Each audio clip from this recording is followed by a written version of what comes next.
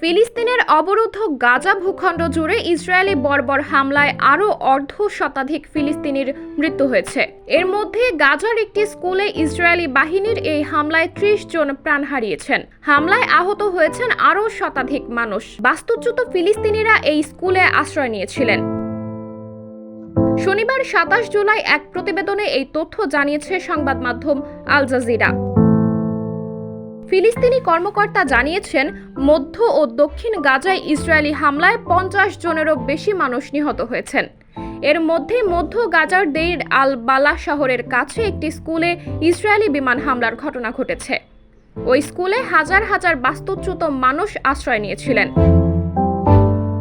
অন্যদিকে ইসরায়েল প্রতিরক্ষা বাহিনী টেলিগ্রামে বলছে, খাদিজা স্কুলের ভেতরে হামাসের একটি কমান্ড এবং নিয়ন্ত্রণ কেন্দ্র ছিল। তাদের দাবি, হামাসের হামলার নির্দেশনা ও পরিকল্পনা এবং অস্ত্র মজুত করার জন্য গোপন স্থান হিসাবে ওই কম্পাউন্ড ব্যবহার করা হয়েছিল।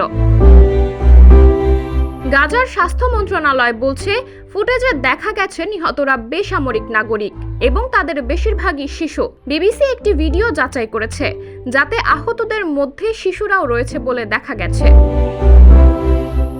গত বছরের ৭ অক্টোবর হামাসের নজিরবিহীন আন্তঃসীমান্ত হামলার পর থেকে ইসরায়েল গাজা উপত্যকায় অবিরাম বিমান ও স্থল হামলা চালিয়ে যাচ্ছে। ইসরায়েলি এই হামলায় হাসপাতাল, স্কুল, শরণার্থী শিবির, মসজিদ, গির্জাসহ হাজার হাজার ভবন ক্ষতিগ্রস্ত বা ধ্বংস হয়ে গেছে। স্থানীয় স্বাস্থ্য কর্তৃপক্ষের মতে, গাজায় চলমান আগ্রাসনে প্রায় ৩৯,২০০ ফিলিস্তিনি নিহত হয়েছেন, যাদের অধিকাংশই নারী ও শিশু। এছাড়া আরও ৯০,০০০-এরও বেশি মানুষ এই বর্বর আগ্রাসনে আহত হয়েছেন। সাবরিনা জলিল, সবার কথা।